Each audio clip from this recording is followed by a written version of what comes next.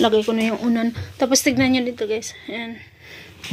Pag nagtatawas kasi dito, ang minsan ng advice ng magtatawas dito, may iba naman kasi sila guys eh. Tapos, di ba yung paraan nilang patawas sila dito is bigas nilalagay sa ano. 3 kamay lang yung kukunin mo yung bigas, tapos lagay mo sa papel. Tapos ibigay mo sa magtatawas. Tapos, advice nila minsan, kumain ka ng mga ilang piraso na bigas, tapos ilagay mo sa ilalim ng unan. Minsan naman, ibudbud sa higaan ba? Parang iyana, sasabli guys, sa higaan, tapos ilagay sa ilalim ng unan, ganun. So, yun yung naano ko dito guys, kasi ilang beses na rin pinapatawas yung mga bata dito, yung mga binan ko. So, kaya yun yung mga sinasabi nila sa akin, na, ganyan, lalagay yung ganun, ganito. So, kaya share ko lang sa inyo guys. So, yun na guys. Tapos na siya. Natapos ko na rin siya. Yan. Ganyan yan. Ganyan yung pag-ayos niyan. Tapos dito, inalalagay ko talaga yung kutsun dyan. Kasi si Arin, dito na sa'yo natutulog si Arin eh. Kaya para hindi siya malaglag doon sa simento. Nilalagyan ng ganyan, hinaharangan. So, mas gusto ko pang magamamit ng korda kaysa sari. Naayos ko na yan lahat. Ayan. Dahil pa summer na talaga, paggabi medyo igang na jud siya. So, malapit na natin yung gamitin yung electric pan. Hindi ko pa na-try. Sana hindi okay pa yan. Hindi pa yan masira. So, ayan. Dito. Tapos na. Ayan. Diba? So, dahil tapos na tayo dito, ikaklasan natin ito. At para tayo makapagluto na rin. Magluluto pa tayo dahil yung ano ni Pupo dito kakain kasi nga sinaama yung nag-ano harvest ng mustard kasama sila ni Ama. Isa lang yung kasama ni Ama kanina umaga din, isa lang. Yung asawa ng anak ni Pupo.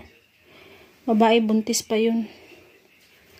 Yung lalaki sana yung pinapaano ni Ama, pinapatulong doon. Tapos dito na lang kumain ba ganun.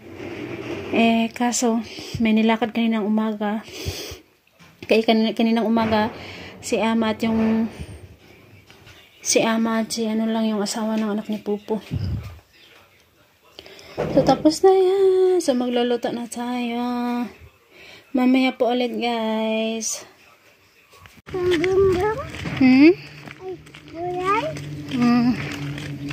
Kuha tagulay, Ama. Punta ulit kami sa palayan guys. Kukunin namin yung mustard. Masuro.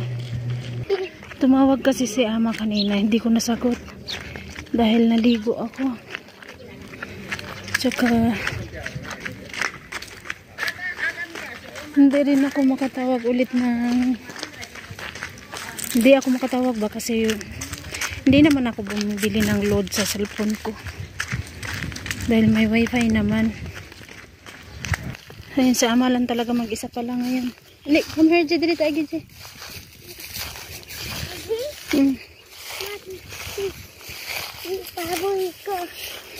Yung mga bata is nakapasok naman na sa school. Si Arin, maaga ngayon si Arin. Pagdating namin sa school, wala pang bukas yung school guys. Nakalak pa. Tapos, pero may mga nag-aabang na. Lalo na yung si auntie. tagalinis ng school ba. Meron nandun na si auntie, tapos may ibang mga 4 siguro na bata or 3. Oops, stand up. Yes. Nadapa siya. Pag madadapa yan siya, sabihin mo yan sa kanya na, sabihan mo siya na stand up or tindog. Tindog ra na siya giyaha. Asa ka to, G? Haka to. Magunsa ka dito. Kuha gulay.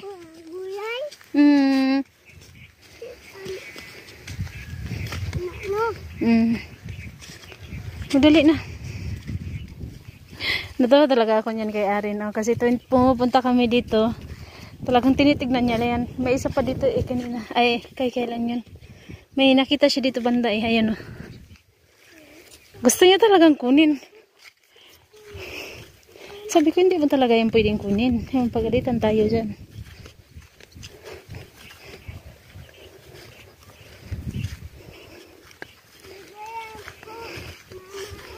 Ha? Dugaya pod mama oy. Bisahin dako jud kay ni bataan pero ano na siya guys. Alam na ni Ajay mag-Nepali pa konti-konti. Ha? Unit ka ayo? Kaluoy pod sa pagdaliglak ko. Mayo ko dali. Hindi man kani agi dito agi. Dito agi? Hindi ko na kasi siya sinutan ng nung kalo kasi mabilis lang naman kami. Wala na Wala na Ha? Uy, natumba na patay. Ha? Kinsa man to? Kinsa man to? Sino yung nagbuhat? Natumba siya ay. Ma! Ulit kayo na! Guys, mamaya po ulit guys. Hadlo kay kakabaw? Asa man ang kabaw? Pila man na kabuok? Isa-isa? Tulo man na? Tulo! Ana o, ana o. Ana. Tulo. Sige daw, ikaw daw tulo daw. Ana daw. Nagan kayo baboy. Di lagi na baboy, kabaw lagi na. Ano po kaboy? Kabaw. Kabaw? Ano ko kabaw? Kalabaw. Kalabaw? Sige daw, ikaw daw tanaw daw dire. Kalabaw. Kalabaw. Kalabaw? Very good. Maiti. Kalabaw no.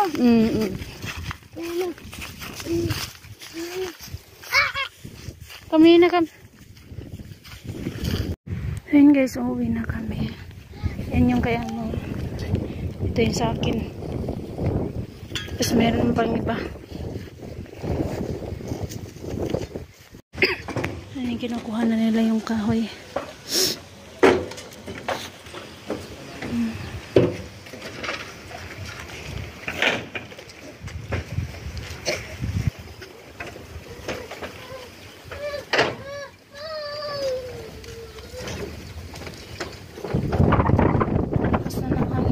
Yung lakas ng hangin.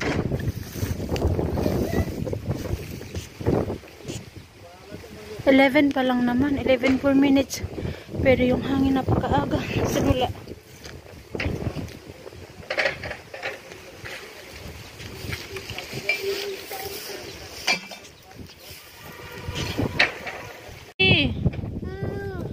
Ajoy. Kila. Ko lablab aji. Ako. Ay na re. Kinsa di ay? Ako. Di man. Hay ta. Aji. Babu. Chan babu. Chan babu. Hajur mana? Ajoy. Darunga. Ajoy. Chan babu. Ajoy. Very good. Chan babu. Ay, oy. Sakit mami. Chan babu. Chan babu daw sige daw. Chan babu. Ajoy. Very good. Iya babu. Ajoy. Ajoy. Aduh,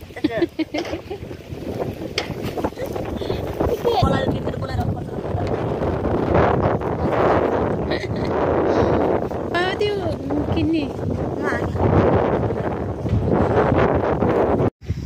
Hi guys, good evening.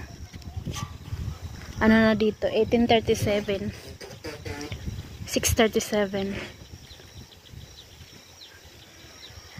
Oh. Ayan, tingnan nyo. Padilim na at tawag dito. Kaulan nun. Hantod karon yung hangin. Hindi pa rin humihinto guys. Tingnan nyo. Lakas pa rin ng hangin. Ang aga nagsimula ng hangin ngayon. Ano pa yun? 11? Simula yung 11:04 ng morning. Nagsimula yung hangin. Hanggang ngayon, hindi pa talaga tapos yung hangin. Kaninang umaga, umulan siya ng parang ningkalit bundak gani. Tapos nawa, manggihapon siya, eh.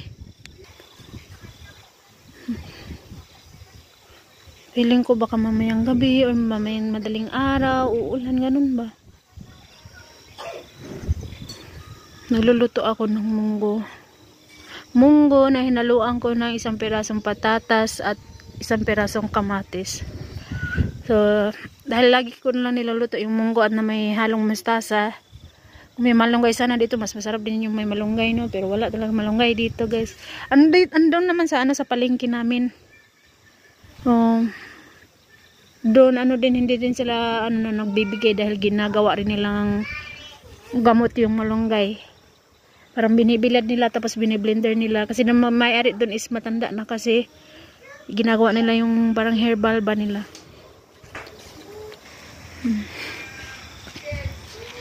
So guys, manguha ako ng dania dahil halo natin sa ating munggo para mas mabango. Si Ama nanguha ng kanina, ng sak. Ng ganito. Ayan, nanguha si Ama ng ganito kanina. Oh, para bukas, para baon ng mga bata. Yan yung lulutuin ko bukas ng umaga. Guys, hanggang dito na lang muna po, and please don't skip the ads po guys. Thank you for watching and good night everyone. Thank you so much. Bye bye. Bye bye po guys. Bye bye.